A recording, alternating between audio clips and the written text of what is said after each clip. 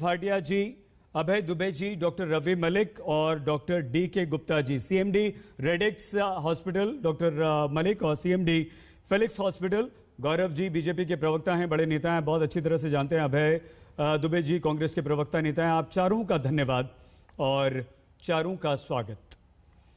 हम ये चर्चा की शुरुआत वैसे तो गौरव जी डॉक्टर्स से करना चाहते थे, डॉक्टर मलिक से, लेकिन क्योंकि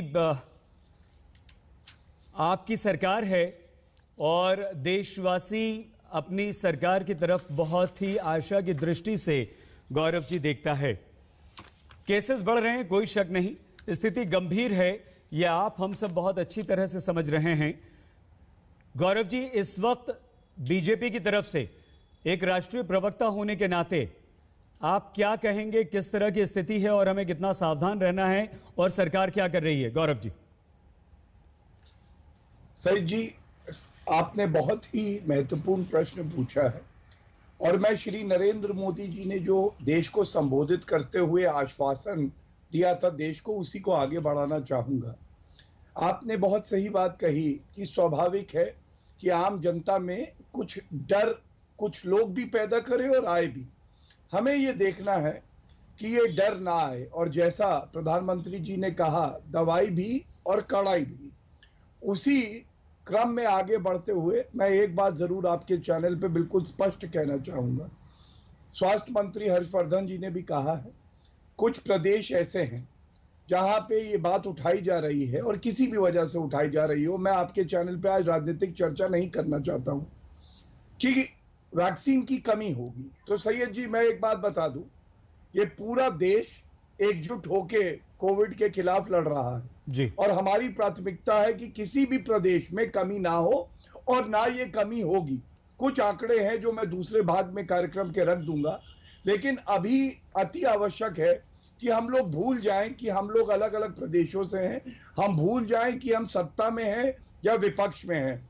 हम सिर्फ और सिर्फ समर्पित हो जाए देश की जनता के प्रति, और वैक्सीन की कोई कमी किसी भी प्रदेश को ना अभी तक हुई है ना होगी। दूसरी बात, एक अहम बात प्रधानमंत्री जी ने अपने संबोधन में उठाई कि जिस तरह से वो देश की चिंता कर रहे हैं, बहुत अच्छा होगा अगर जो राज्यपाल हैं प्रदेश के, मुख्यमंत्रियों के साथ सभी क्षेत्रीय दलों की भी बैठक करें और जागरूकता फैलाएं और उसके बाद आश्वासन दे जनता को कि आपको टीका जरूर पहुंचेगा। ये केंद्र की और प्रदेश की सरकारों की संयुक्त रूप से जिम्मेदारी है। तीसरी बात, 11 से 14 तारीख तक एक टीका उत्सव की बात करी। कुछ दल ऐसे हैं विपक्षी, में नाम नहीं लूंगा क्योंकि राजनीति शुरू हो जाती है, जिन्होंने कहा उत्सव क्यों कहा। देखिए, अगर टीका लगेगा और किसी भारतीय की जान बचेगी तो ये एक उत्सव ही है। और दूसरी बात, शब्दों पे अगर नहीं भी जाना चाहते, नियत पे और उद्देश्य पे तो जा सकते हैं ना। उद्देश्य ये है कि हम अपने घर के बड़ों को पकड़ें, अपने दोस्तों को, परिजनों को उत्साहित करें कि टीका तो आपको हमारे लिए लगाना है। और यही बड़ा उद्देश्य और संदेश प्रधानमंत्री जी ने दिया और इसमें कोई नकारात्मक बात भी नहीं है। आज हम सबको एकजुट हो जाना चाहिए और जो पूरे देश में आज तक के दर्शक हैं वो भी देखें कि राजनेताओं ने एक नई मिसाल कायम कर दी है, जहां आलोचना नहीं करते हैं, एक दूसरे का हाथ पकड़ के आगे बढ़ाते हैं देश को। गौरव जी, बहुत अच्छी